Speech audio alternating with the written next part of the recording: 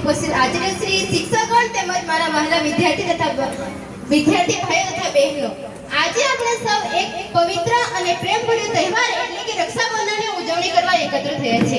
રક્ષાબંધન એ ભાઈ બહેનના અતૂટ પ્રેમ, સ્નેહ અને સમર્પણનું પ્રતીક છે.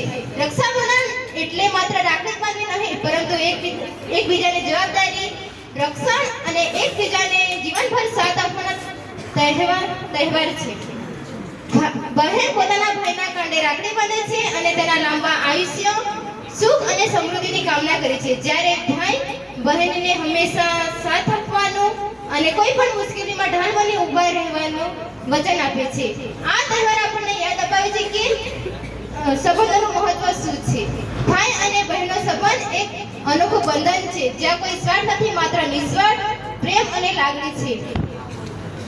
આ રક્ષાની દોરી માત્ર દોરી નહીં, આ તો બહેનનો ભાઈને અને ભાઈનો બહેનને અપાતો હૃદયથી અપાતો લાગણીનો દસ્તાવેજ છે.